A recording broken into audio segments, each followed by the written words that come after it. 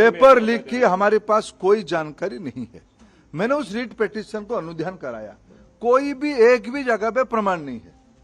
एक allegation paper leak हुआ है, कहां है प्रमाण हुआ है?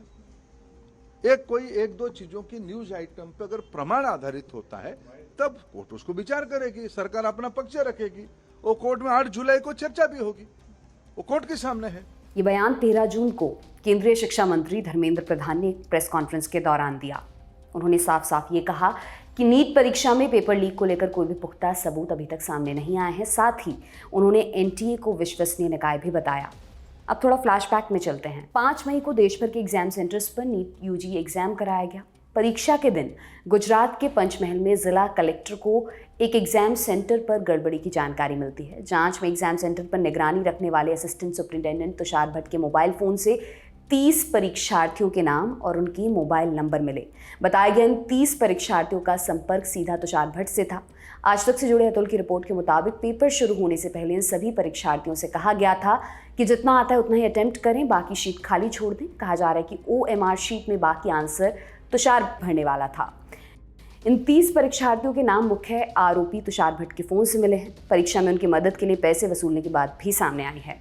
इस बात की भनक लगते ही एग्जाम के दिन तुषार भट्ट और 2 प्रिंसिपल समेत 5 आरोपियों को गिरफ्तार कर न्यायिक हिरासत में भेज दिया गया था। कोर्ट ने सभी की जमानत याचिका खारिज कर दी है। सुनिए इस मामले पर पंचमहल के SP हिमांशु सोलंकी ने क्या जानकारी दी।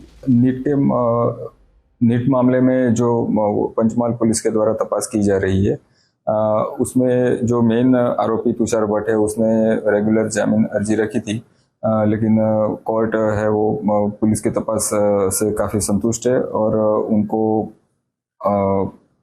रेगुलर जामीन नहीं दिया है। उनकी बेल एप्लीकेशन रिजेक्ट की गई है। अभी तक की तपास की बात करें तो टोटल 5 आरोपी अभी तक की तपास में अरेस्ट हुए हैं। उसमें स्कूल में से ये तुषार भट्ट और एक प्रिंसिपल पुरुषोत्तम शर्मा है, वो 2 स्कूल से पकड़े गए हैं। साथ में तुषार भट्ट के कांटेक्ट में जो ये ओवरसीज कंसल्टेंसी चला रहा था परशुराम रॉय करके, परशुराम रॉय के एक और साथीदार था विभोर आनंद, और साथ में तुषार भट्ट का एक और बिचौलिया टाइप का आदमी था आरिफ वोरा करके। ये 5 लोगों को अभी तक पकड़ा गया है। तपास में काफ़ी कुछ माहिती हमको मिली है, जिसके आधार पे धीरे धीरे हम जो भी जिसके खिलाफ एविडेंस हमको मिलते जा रहे हैं, हम ऐसे उनके खिलाफ कार्यवाही करते जा रहे हैं। तपास में ये परशुराम रॉय का जब घर चेक किया गया था तो वहाँ से काफ़ी मटेरियल मिला था। उसमें से जो इलेक्ट्रॉनिक जो भी डिवाइसेस थे उसको FSL में हमने भेजा हुआ है। साथ में चेक्स भी काफ़ी 8 ब्लैंक चेक्स मिले थे और दूसरे जो भरे हुए टोटल 2.30 करोड़ के 2 करोड़ 30 लाख के भरे हुए चेक भी वहाँ से मिले हुए थे। ये जितने भी चेक्स मिले हैं वो जो एक पहले लिस्ट मिला हुआ था, उसमें कुछ बच्चों के नंबर से उनके और दूसरे भी जो भी मिले हैं, ये चेक ये बच्चों के भी उसमें से चेक्स है, उनके पेरेंट्स के भी चेक्स है। तो हम ये मान सकते हैं कि ये जो बच्चे ये चीटिंग के लिए इन्होंने तैयार किए थे, उनके चेक्स इसमें है, तो ये उनके लिए थे, ये हम बिल्कुल मान सकते हैं। अब आपको एक और मामला बताते हैं। 5 मई को नीट परीक्षा में हुई गड़बड़ी के मामले में बिहार पुलिस की आर्थिक अपराध इकाई EOU ने अब तक 13 लोगों को गिरफ्तार किया है। गिरफ्तार किए गए छात्रों में से एक दानापुर के आयुष कुमार ने कबूल किया था कि उसे 5 मई को आयोजित परीक्षा से एक दिन पहले ही नीट का पेपर मिल गया था। दैनिक भास्कर में छपी रिपोर्ट के मुताबिक आयुष ने अपने बयान में बताया था कि पटना के लर्न हॉस्टल में मुझे 4 मई को ले जाया गया, मुझे प्रश्न पत्र उत्तर सहित दिया गया और याद करने के लिए कहा गया था। परीक्षा में सभी प्रश्न 100% मिले थे। मेरे साथ वहाँ 20 से 25 परीक्षार्थी मौजूद थे, उनको भी प्रश्न पत्र उत्तर सहित दिया गया और रटाया गया। अब आप पटना पुलिस की FIR कॉपी को देखिए। ये FIR पटना के शास्त्री नगर थाने के थानाध्यक्ष अमर कुमार ने खुद 5 मई को दर्ज कराई थी, जिसमें साफ लिखा है कि एक संगठित गिरोह ने कुछ विद्यार्थियों और परीक्षा संचालन करने वाले कर्मचारियों की मिलीभगत से नीट पेपर लीक किया है। सुप्रीम कोर्ट ने क्या कहा? सुप्रीम कोर्ट ने 14 जून को नीट यूजी पेपर लीक और इसकी सीबीआई जांच की मांग वाली याचिका पर सुनवाई करते हुए एनटीए से जवाब मांगा है। कोर्ट ने कहा एनटीए 2 हफ्ते के अंदर इस पर अपना पक्ष रखे। इस मामले पर 8 जुलाई को अगली सुनवाई होगी। सीबीआई जांच वाली याचिका हितेश सिंह कश्यप ने दायर की है। उनका आरोप है कि गुजरात के गोधरा में जय जल राम परीक्षा सेंटर को चुनने के लिए छात्रों ने कर्नाटक, ओडिशा, झारखंड आदि राज्यों में 10-10 लाख रुपए घूस दी थी, जिसके बाद उस परीक्षा सेंटर पर ड्यूटी कर रहे टीचर सहित 5 लोगों को गिरफ्तार किया गया था। गिरफ्तार टीचर के पास से 26 छात्रों की डिटेल मिली है, इसलिए इस मामले की सीबीआई जांच जरूरी है। एनटीए ने कोर्ट में क्या कहा? सुप्रीम कोर्ट में सुनवाई के दौरान एनटीए ने कहा कि देश के 7 हाई कोर्ट में नीट को लेकर याचिकाएं दायर की गई हैं। अलग अलग कोर्ट्स के अलग अलग फैसला सुनाने से छात्रों में भ्रम फैल सकता है, इसलिए सभी मामले सुप्रीम कोर्ट में ट्रांसफर किए जाएं।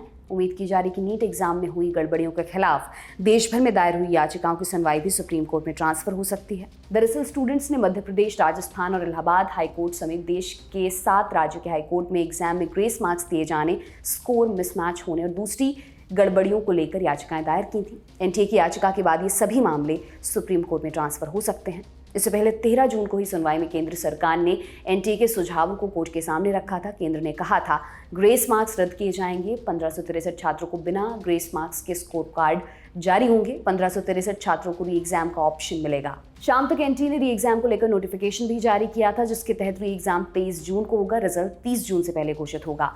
एनटीए ने बताया कि 1563 कैंडिडेट्स के स्कोर कार्ड कैंसिल कर दिए गए हैं। सभी कैंडिडेट्स को उनका ओरिजिनल स्कोर ईमेल पर भेज दिए जाएंगे। केवल उन्हीं कैंडिडेट्स को री एग्जाम में शामिल होना है जिन्हें एनटीए का ईमेल आएगा।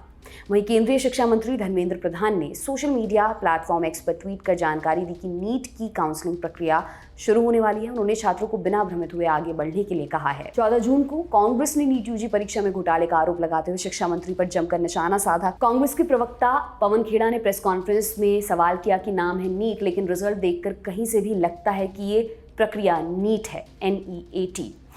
कांग्रेस ने इस पूरे मामले को लेकर 4 मांगे की हैं, सुनिए।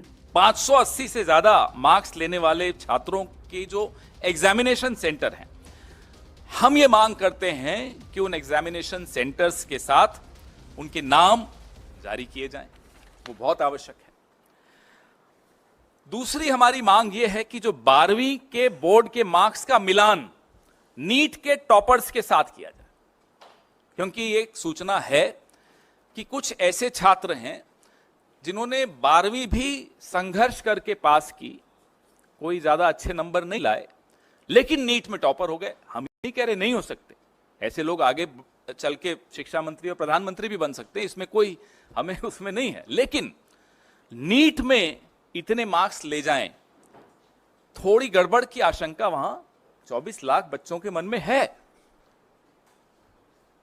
तो इसका जवाब भी देना होगा। जिस एग्जाम सेंटर पर औसत से ज्यादा हाई मार्क्स वाले परीक्षार्थी हैं, उनकी वीडियो रिकॉर्डिंग भी जारी की जाए ताकि पता चल सके कि ये एक्स्ट्रा मार्क्स ग्रेस से मिले हैं, डिसग्रेस से मिले हैं, कैसे मिले हैं ये मार्क्स। तो इसकी वीडियो रिकॉर्डिंग भी सामने आए, थोड़ा आवाज प्लीज, इसकी वीडियो रिकॉर्डिंग भी सामने आनी चाहिए। अब इसमें कुछ और महत्वपूर्ण बिंदु, एक सबसे ज्यादा यह है जो इन्होंने ही मुझे सुबह बताया कि एक विंडो खोली गई 2 दिन की, उसमें बच्चों ने ऑप्शन दी कि नहीं मुझे ये नहीं, ये सेंटर चाहिए। बिहार का एक बच्चा गुजरात के सेंटर में एग्जाम देने जाए, वो भी उस विंडो का फायदा उठाते हुए बोले नहीं मुझे ये नहीं, बिहार का सेंटर नहीं चाहिए, गुजरात का सेंटर चाहिए, 1500 किलोमीटर दूर का सेंटर चाहिए। ऐसे कई उदाहरण हैं। हम ये भी मांग करते हैं कि उन तमाम बच्चों की सूची भी सार्वजनिक की जाए जिन्होंने इस विंडो का लाभ उठाते हुए अपने सेंटर्स बदले, और ऐसे बच्चों की भी सूची सामने लाई जाए जो हैं राजस्थान के और जा रहे हैं केरला, उदाहरण दे रहा हूं, एग्जाम देने इतना दूर जा रहे हैं, ना उनके कोचिंग सेंटर के पास है वो सेंटर एग्जाम का, न उनका जहां वो रहते हैं वहां के पास है, तो इतना दूर जाने की क्या आवश्यकता पड़ी। तो कई चीजें निकल कर आएंगी अगर इसका जवाब हमको मिलेगा तो। अंडर ग्रेजुएट मेडिकल कोर्स में दाखिले के लिए होने वाली नीट परीक्षा में इस बार लगभग 24 लाख कैंडिडेट्स बैठे थे। 4 जून को एनटीए ने परीक्षा का रिजल्ट जारी किया, जिसमें कुल 67 कैंडिडेट्स को 720 में से 720 नंबर मिले। इतने कैंडिडेट्स के 100% नंबर देखने के बाद रिजल्ट को लेकर सवाल खड़े किए जाने लगे। पेपर लीक और एक ही सेंटर में 8 टॉपर्स निकलने को लेकर भी आरोप लगे, जिसे लेकर देश भर में प्रोटेस्ट किए जा रहे हैं। इस खबर पर आपका क्या सोचना है, हमें कमेंट सेक्शन में बताएं। आपके लिए तमाम जानकारी इकट्ठी की थी हमारी साथी प्रगति चौरसिया ने। मेरा नाम है दिव्यांशी सुमराव। देश और दुनिया की बाकी खबरों के लिए देखते रहिए दी लल्लन टॉप। शुक्रिया।